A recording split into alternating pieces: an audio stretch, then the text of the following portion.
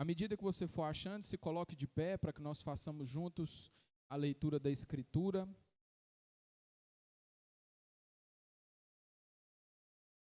Êxodo capítulo 2, verso 1 e 2, amém?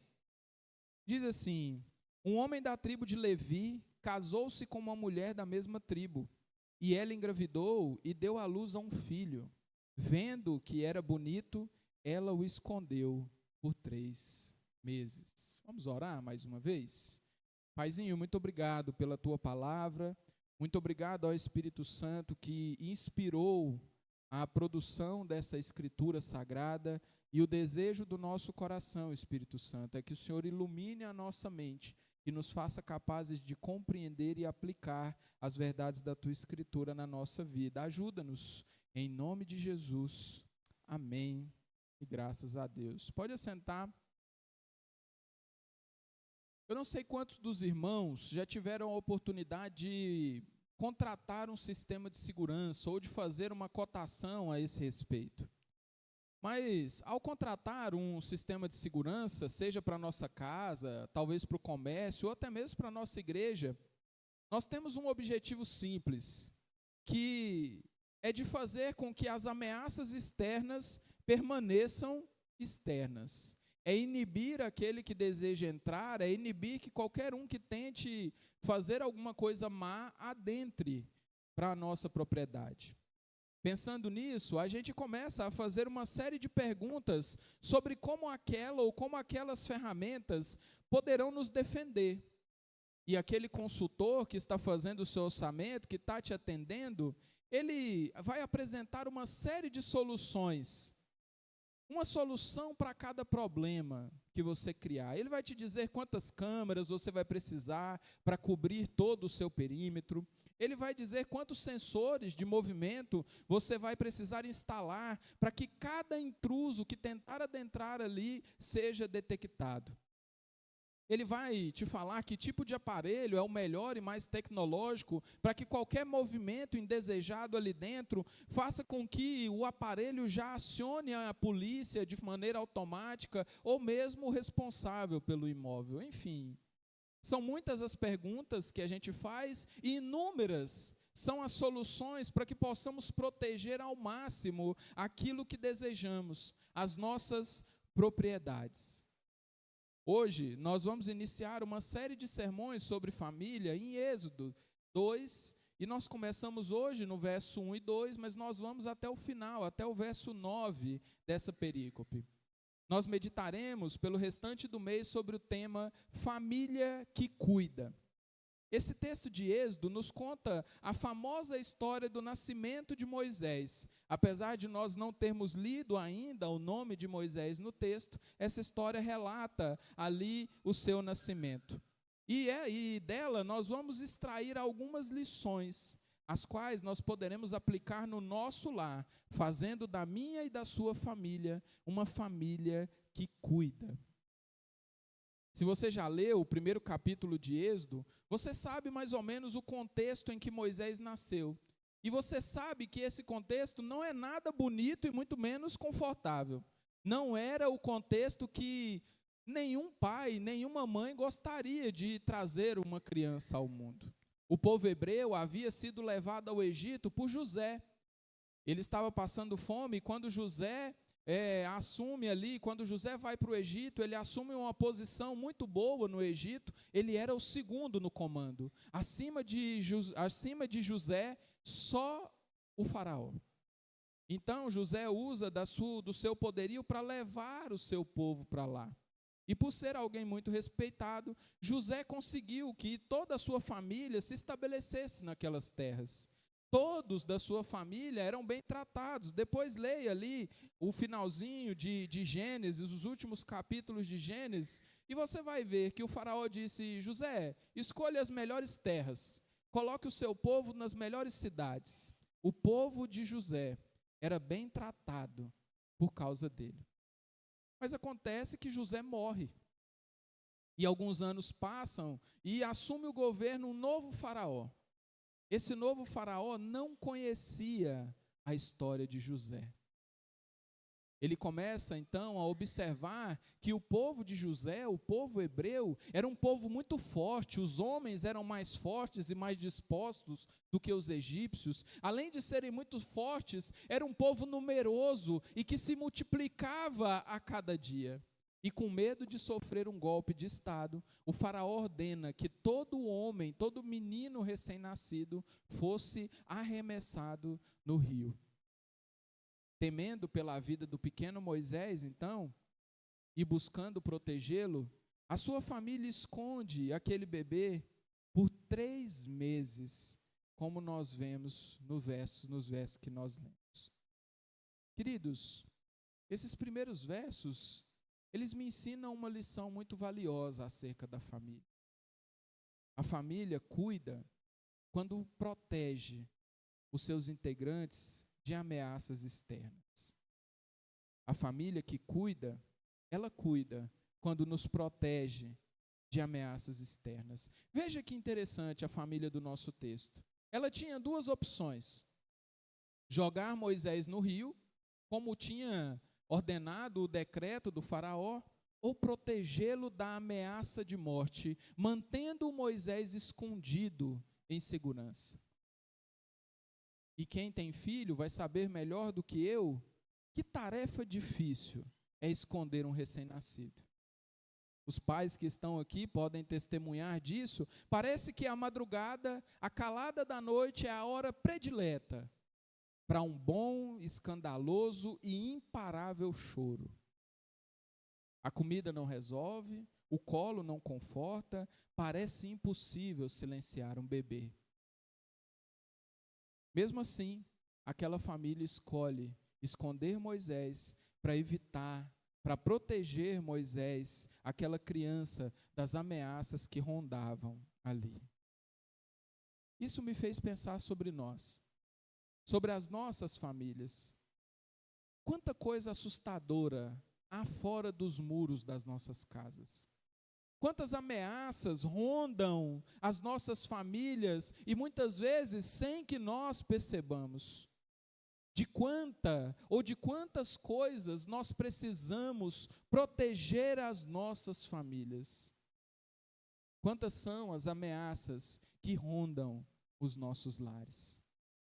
Hoje, então, nós pensaremos em como cada um de nós, pais, mães, maridos, esposas, filhos e filhas, podemos exercer a nossa responsabilidade de ser uma família que cuida, protegendo das ameaças externas. Como cada um de nós pode tornar a nossa família uma família que cuida, protegendo das ameaças externas.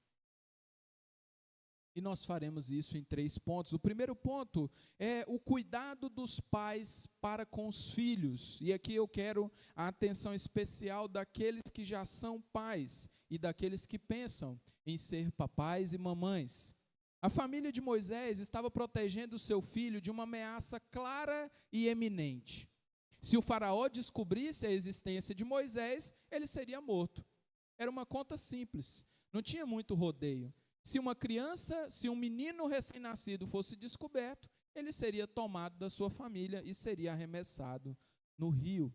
Apesar de lidar, em alguns momentos, com ameaças assim, que estão bem evidentes, que não são tão graves, talvez, como essa ameaça que rondava Moisés, mas ainda assim são ameaças visíveis, eu penso que o maior desafio que nós temos como pais, ou os irmãos têm como pais, sejam aquelas ameaças que chegam silenciosamente, e que quando nos damos conta, já venceram o nosso sistema de segurança. E aí, queridos, só nos resta lidar com as consequências. O sábio Salomão disse que nós precisávamos colocar os olhos na raposinha, porque as raposinhas entravam pelo pequeno buraco da cerca e acabavam com a vinha. Mas às vezes essas raposinhas passam despercebidas, quando os nossos olhos estão postos apenas nas ameaças grandes, naquilo que é escandaloso, naquilo que é claro. Eu penso que a família de Moisés era assim, sempre cuidando para que o choro daquele bebê não fosse ouvido. Ou, guardando segredos sobre o pequeno Moisés e deixando que só aquelas pessoas de confiança soubessem da sua existência. Pensem o tempo e a energia que essa família dedicava para proteger essa criança. Queridos, era muito fácil trazer a ruína para a família de Moisés. Bastava um choro desavisado, talvez em uma ronda egípcia. Bastava que uma família do lado soubesse de Moisés e fosse lá fofocar para as autoridades, era muito fácil. Mas mesmo assim, aquela família investiu tempo, investiu energia, investiu tudo o que tinham, arriscaram tudo o que tinham para proteger aquela criança. Nós não somos diferentes. Precisamos dedicar, queridos, do nosso tempo. Precisamos doar a nossa energia, mesmo que em nossos dias ela esteja quase esgotada pelos afazeres diários, precisamos dedicá-las às nossas crianças, ensinando valores bíblicos, deixando, isso é muito importante, queridos, não basta ensinar a criança no caminho que deve andar, nós precisamos deixar, ou nós precisamos fazer com que as nossas crianças nos vejam seguindo pelo caminho que nós ensinamos. Um bom exemplo vale muito e às vezes vale mais do que muitas palavras. Nós precisamos deixar que elas vejam os padrões bíblicos fluírem de nós. Sei que os irmãos já ouviram um conto, não sei se uma piada, como a gente pode chamar, mas da criança que quando perguntada sobre o seu pai, ela diz assim: eu queria que o meu pai morasse na igreja. Eu queria que a gente morasse lá. Porque na igreja meu pai é um homem tão bom, meu pai ama a gente, meu pai cuida da gente, meu pai é gentil, meu pai é educado, meu pai é prestativo. Mas lá em casa é tudo ao contrário. Nós precisamos, queridos, que as nossas crianças tenham em nós exemplos a serem seguidos. Nós precisamos muito mais do que deixar que elas vejam isso de forma acidental, nós precisamos provocar situações para que elas vejam isso acontecendo. É levar o seu filho na padaria e deixar que ele veja você tratar os funcionários ali bem. É levar o seu filho num passeio e ver que você é generoso, deixar que ele veja que você é generoso ao tratar os outros. É fazer com que o seu filho tenha o seu caráter em alta conta. E quando alguém falar sobre Bíblia para ele, ele vai dizer: o meu pai, a minha mãe faz isso. Existirão momentos, queridos, em que nós precisaremos privá-las de algumas coisas. Em alguns momentos será necessário corrigi-las. E eu acredito, como eu disse aos irmãos, eu ainda não sou pai, mas eu acredito que uma correção justa, ela doa mais naquele que corrige do que naquele que é corrigido. Mas chegarão momentos que nós vamos precisar corrigir as nossas crianças. Não porque nós somos maus. Não deixe, querido, que a cultura deste mundo te influencie de tal forma a deixar o seu lar ruir, sem que você tome atitudes. Nossos filhos precisam de correção. E eu não estou aqui encorajando ninguém a espancar a criança, não é isso. Mas crianças precisam aprender que atitudes erradas produzem punição, produzem castigo, produzem correção. Nós vamos precisar corrigi-las de forma amorosa, explicando o que está acontecendo, explicando o porquê daquela correção. Não a correção só pela correção. Nós precisaremos protegê-los, queridos, das ideologias e dos conceitos desse mundo que a cada dia se tornam cada vez mais malucos. Cada dia que passa, inventa-se uma coisa diferente, e parece que quanto mais os dias passam, mais os conceitos na visão do mundo amadurecem, mais eles se distanciam da Escritura. Nós precisamos proteger as nossas crianças daquilo que entra sorrateiramente, daquilo que entra, às vezes, sem ser percebido, pela televisão, pela internet, pelo celular, por meio de companhias que muitas vezes nós não conhecemos, às vezes até por meio da escola. Nós precisamos proteger os nossos filhos, as nossas crianças. E talvez você pense, talvez você esteja dizendo isso aí na sua mente: Joab, para você é fácil, né? Você não tem menino, você não tem filho, então é fácil você chegar aí e falar o que eu devo fazer e querer me ensinar como eu devo criar os meus filhos. Realmente eu não sei. Eu sei do que a Escritura ensina e sei daquilo que eu vejo, como as crianças são. Mas o que me conforta é que essa não é uma orientação minha. Não é algo que nasceu no meu coração, não é algo que brotou das minhas ideias. É algo que vem do coração de Deus e que Ele mesmo inspirou escritores a deixar escrito para que nós fôssemos orientados hoje. Veja comigo, Provérbios 22:6, diz assim: instrua a criança segundo os objetivos que você tem para ela. Ou em algumas versões, instrua o menino no caminho em que deve andar. E mesmo quando os anos passarem, mesmo quando essa criança crescer, não se desviará dele. Deuteronômio 6, de 6-9, que todas essas palavras que hoje lhe ordeno estejam em seu coração. E aí, o que é que eu faço com essas palavras? Ensine-as com persistência. Seja insistente em ensiná-las, dia após dia, chova, faça sol, faça chuva, ensine com persistência a seus filhos, converse sobre elas quando estiver sentado em casa, quando estiver andando pelo caminho, quando se deitar e quando se levantar. O que mais? Verso 8, amarre-as como um sinal no braço, prenda na testa, escreva nos batentes das portas de sua casa e em seus portões. Ensinar valores bíblicos, ensinar a criança aquilo que a Bíblia diz, não é um conceito filantrópico, queridos, não é um conceito antropológico, não é um conceito social, é um conceito bíblico. E veja os esforços que a Bíblia pede para que a gente faça. Amarrar no braço. A gente coloca tanta coisa, né? A gente viaja para a praia, vem um monte de gente querendo amarrar umas fitinhas no braço da gente. A Bíblia ensina a fazer isso.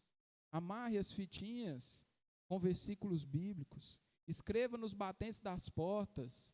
Faixinha, o Neymar gosta de usar uma faixinha, né? 100% de Jesus. A Bíblia ensina, faça uma faixinha, coloque na cabeça da criança, escreva nas portas, escreva nos batentes, para que onde aquela criança olhar, ela vai ver um conceito, ela vai ver um ensinamento bíblico.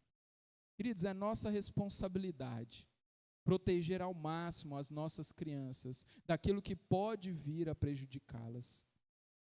A família de Moisés se colocou em risco, desobedecendo uma ordem direta do faraó. Para quê? Para proteger o pequeno Moisés. E assim, também precisamos fazer sacrifícios constantes em nome da segurança dos nossos pequenos. Amém ou misericórdia? Amém. Segundo ponto, o cuidado de um cônjuge para com o outro. E aqui, aqueles que são casados, redobrem a sua atenção, e você que pretende casar, que ainda não casou, mas pretende fazer isso, redobre a sua atenção para já saber um pouco aonde você está entrando. O cuidado com os filhos, queridos, é de extrema importância. Afinal, eles são o elo mais frágil dessa corrente, eles são a parte mais frágil da família. Mas isso não pode deixar com que nós percamos de vista os outros integrantes da nossa família. E acredite, isso acontece com mais frequência do que parece. Alguns casais, quando os filhos chegam, eles acabam tomando boa parte do tempo, e isso é natural. Soma-se a isso uma rotina desgastante de trabalho e o resultado geralmente não é outro. Casais distantes, casais frios e um casamento em perigo. Pensando nisso, marido e mulher precisam proteger as suas famílias das ameaças externas, criando momentos para estarem apenas na companhia um do outro. E aí, mais uma vez, você pode estar pensando, Joab, você não tem 2 meninos, você não tem 3 meninos, é só você e a Carol, é muito simples para vocês dois. Para nós é mais fácil. Mas isso não elimina, irmãos, a força que cada casal precisa fazer diante disso. É claro que isso não é tão simples e pode ser mais fácil ou mais difícil de acordo com a idade e com o número dos filhos. Mas é necessário, e mais que isso, é uma orientação da Escritura. Veja o que Paulo diz em 1 Coríntios 7, 2 e 3. O marido deve cumprir os seus deveres conjugais para com a sua mulher, e da mesma forma a mulher para com o seu marido. A mulher não tem autoridade sobre o seu próprio corpo, mas sim o marido. Da mesma forma, o marido não tem autoridade sobre o seu próprio corpo, mas sim a mulher. Verso 5. Não se recuse um ao outro, exceto por mútuo consentimento, e durante certo tempo, para se dedicarem à oração. Depois de pouco tempo, depois de algum tempo, unam-se de novo, para que Satanás não tente, por não terem domínio próprio. Eu não sei se você entendeu, mas é claro que Paulo aqui, o foco principal de Paulo está na sexualidade do casal. Paulo está dizendo que não é bom que o casal fique muito tempo sem ter relações, de que o homem não pode se negar a ter relações com a sua esposa e que nem a esposa pode se negar a ter relações com o seu marido, exceto que haja um acordo e digam, olha, nós vamos deixar de ter relações por algum tempo para nos dedicarmos à oração. Mas isso não deve se estender por muito tempo, para que Satanás não tente aquele casal. O foco de Paulo está na sexualidade, mas não se limita a isso, queridos. Aprendemos aqui que a responsabilidade para um relacionamento onde um cuida do outro não parte apenas da mulher, mas também não parte apenas do homem. Ambos têm responsabilidade e ambos precisam se dedicar para que o casal desfrute de tempo de qualidade juntos, não só em relação às relações sexuais, mas inclusive nisso. Precisa haver de ambos a dedicação para que haja um tempo de qualidade juntos. Seja assistindo um filme, seja um passeio, seja uma caminhada, seja qual for o momento, mas precisa haver dos dois, essa disposição e essa dedicação.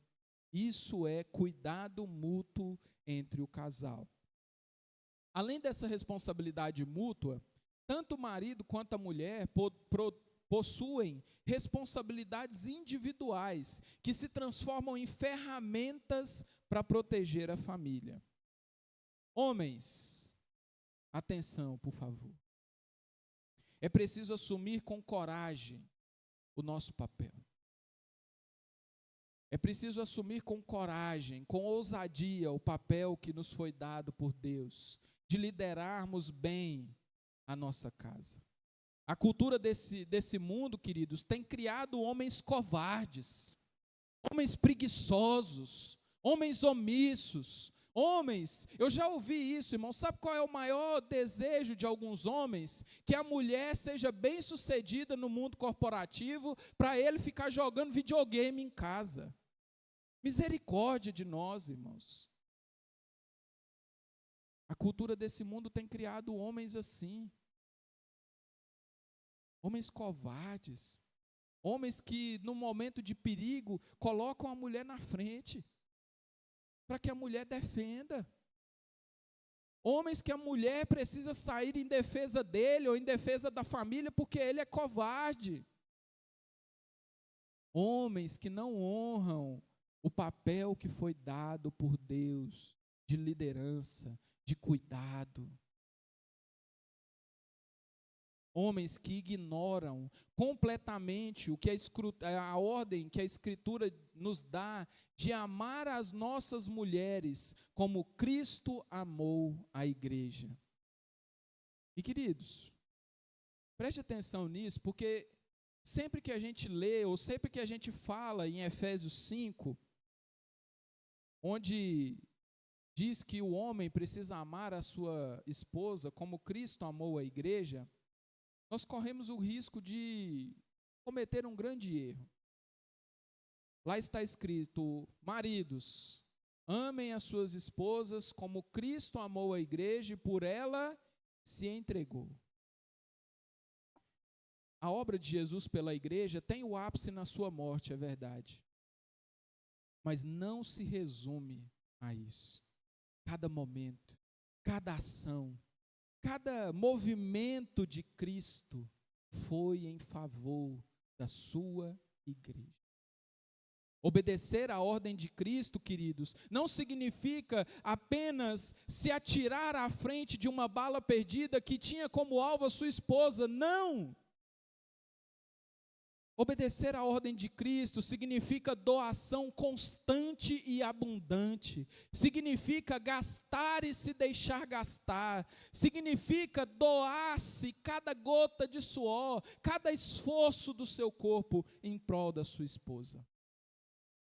Isso acontece no trabalho árduo pela provisão da casa.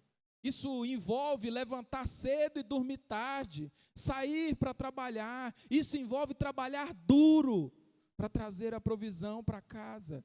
Isso envolve enfrentar algumas lutas sem que as nossas esposas saibam.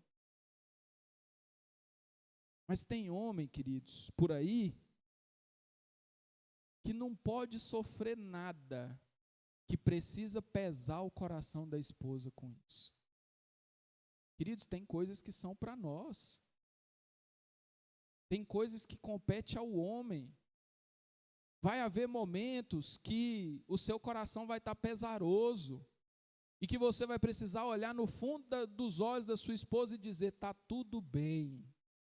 Não que você esteja mentindo. Não é uma mentira, mas é trazer conforto. É assumir as lutas. Homem tem que ter couro grosso, irmãos. Homem tem que aguentar as pancadas da vida. Isso envolve priorizar as necessidades da sua esposa ao invés das suas. Isso envolve deixar de comprar coisas que talvez você queria comprar para que ela compre algumas coisas que ela precisa. Isso envolve gastar menos com você e gastar mais com ela. Isso envolve passar algum desconforto para que ela esteja confortável. É isso que a Bíblia requer de homens. E aí, se necessário for, se acontecer, morrer por ela. Mas vê o quanto o abismo de ações é grande e não envolve apenas a morte. A morte é uma consequência que pode vir a acontecer. Mas o desejo de Deus para o homem é que ele doe a sua vida pela sua esposa, porque foi isso que Cristo fez pela sua igreja. Amém, homens? Amém, né? Mulheres, vamos lá, né? Da mesma forma que o homem só é capaz de cuidar da sua esposa quando assume corajosamente a tarefa que lhe foi dada por Deus, assim também as mulheres só serão capazes de proteger os seus maridos quando abraçarem de forma corajosa o seu papel. Em Gênesis, ao criar a mulher, Deus disse que criaria alguém que seria auxiliadora e correspondente ao homem. E eu queria fazer uma observação aqui.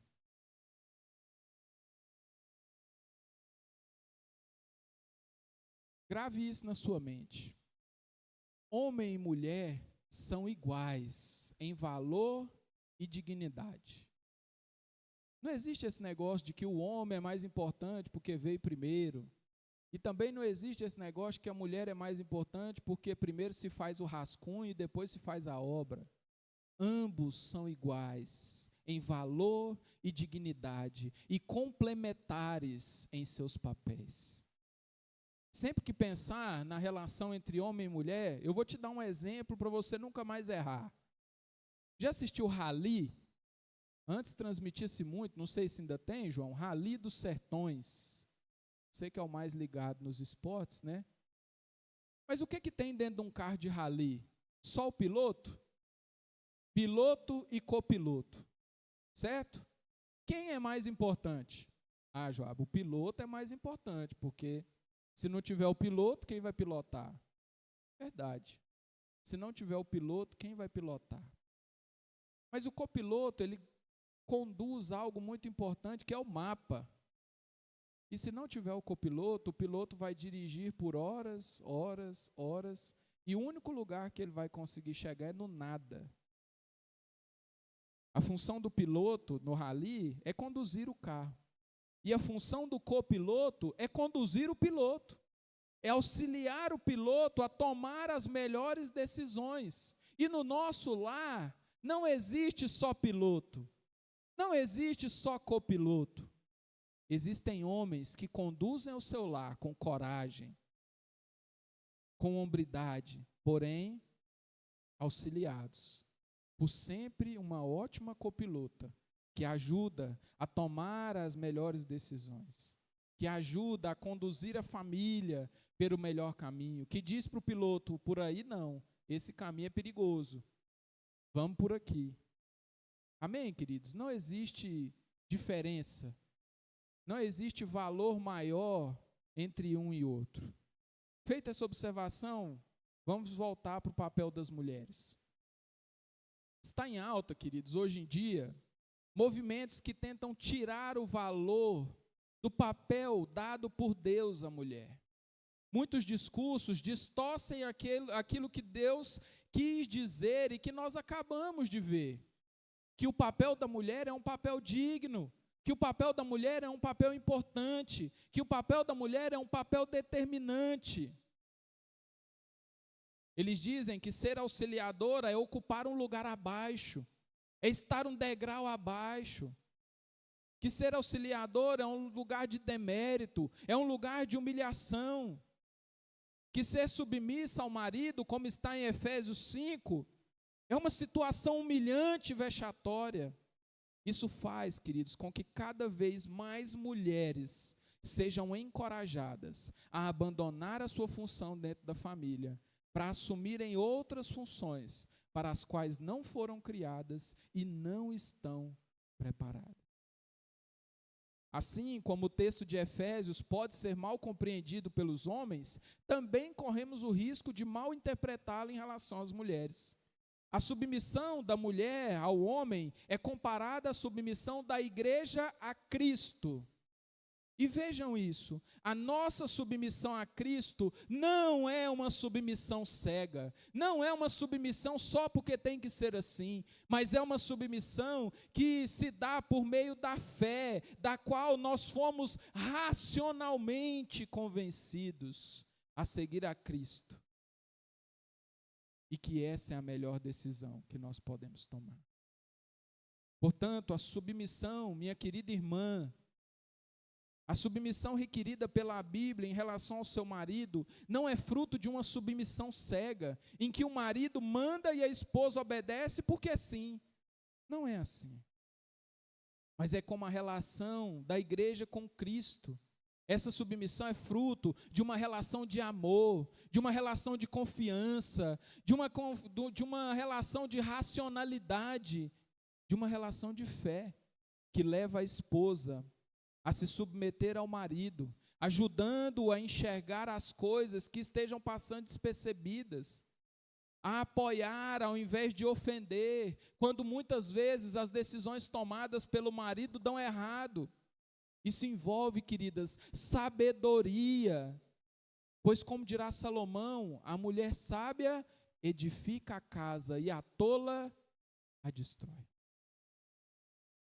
Assim como precisamos de que homens corajosos assumam o seu papel, também precisamos de mulheres corajosas, que exerçam com amor, com alegria, a tarefa que lhe foi confiada por Deus. E assim, homens e mulheres cumprindo o seu papel, só assim nós seremos capazes de proteger um ao outro das ameaças que nos rondam, das ameaças que rondam o nosso lar. Amém? Terceiro ponto, o cuidado dos filhos para com os pais. Quando se fala em cuidados no núcleo familiar, é comum que a maior parte dos deveres recaia sobre os pais. Afinal, eles são adultos e responsáveis de fato por aquela família. Porém, isso não é razão suficiente para isentarmos os filhos de suas responsabilidades. Veremos nesse último ponto de reflexão que filhos também são responsáveis por cuidar das suas famílias. Filhos também têm suas responsabilidades em proteger as famílias das ameaças externas.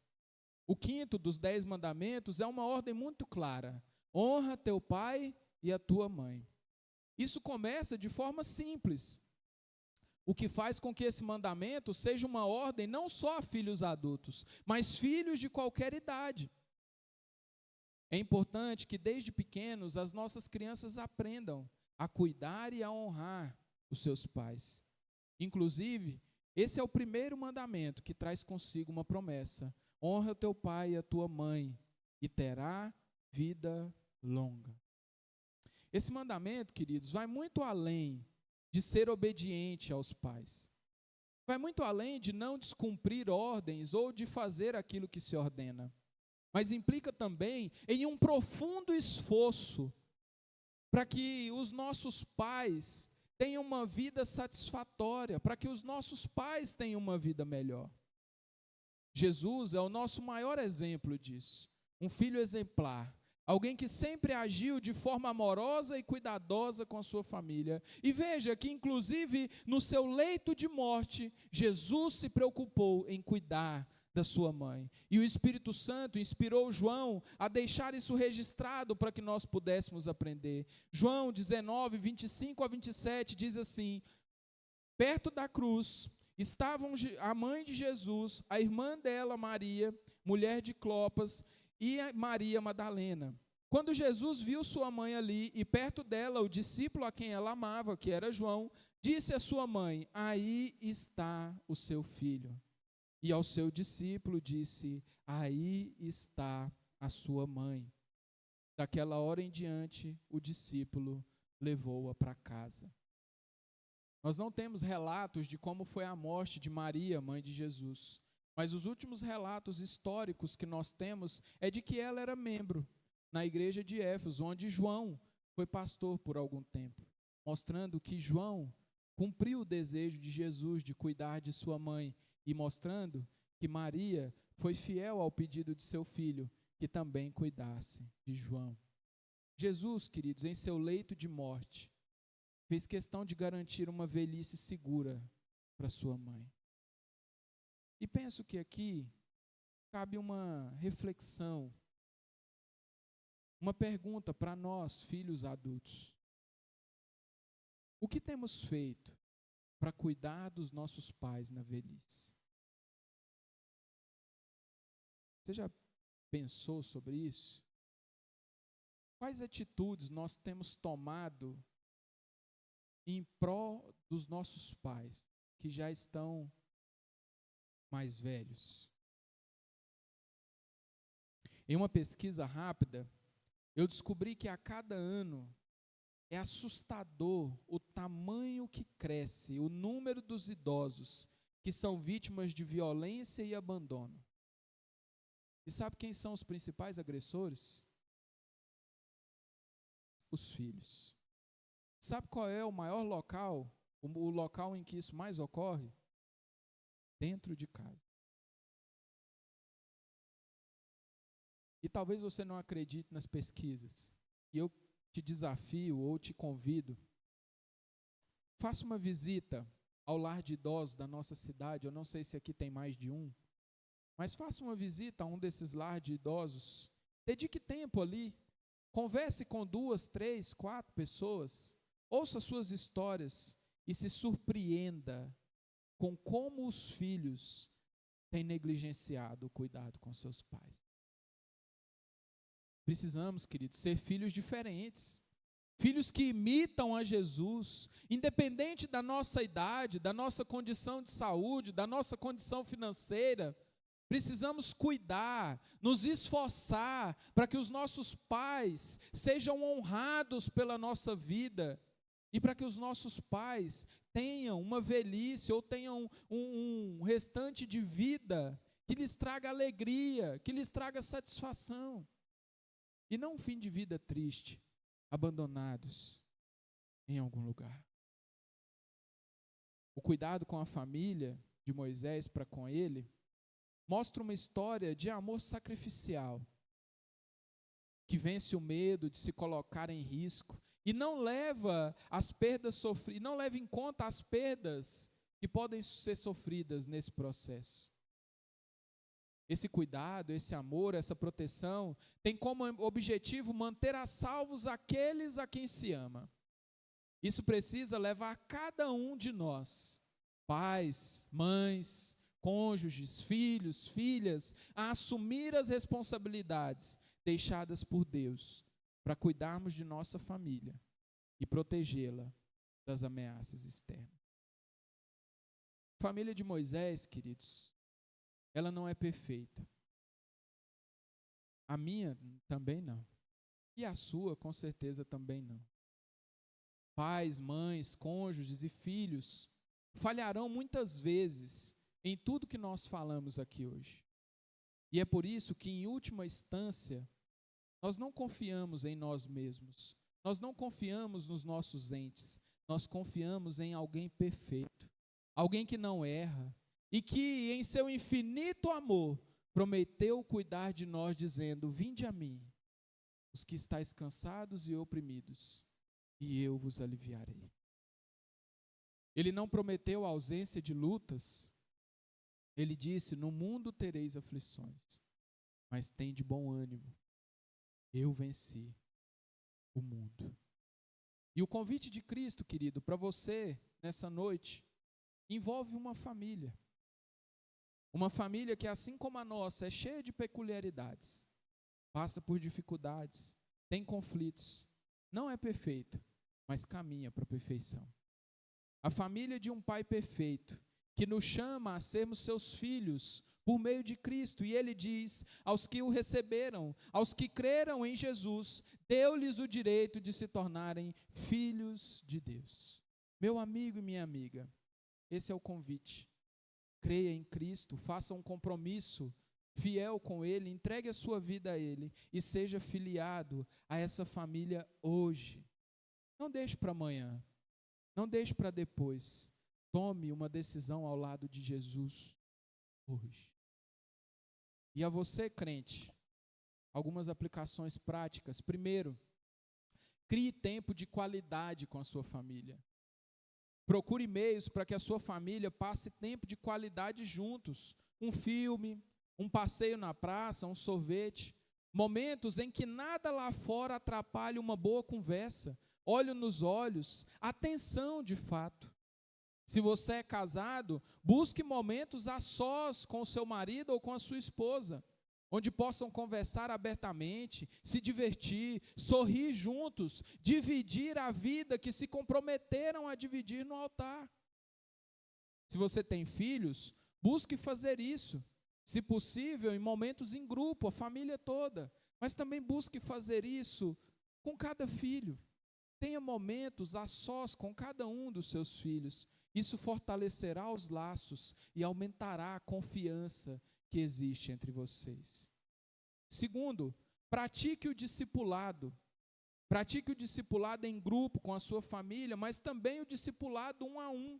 Isso envolve ler a Bíblia e aprender dela juntos. Isso envolve orar um pelos outros. Inclusive, pais, deixem que seus filhos conheçam algumas lutas.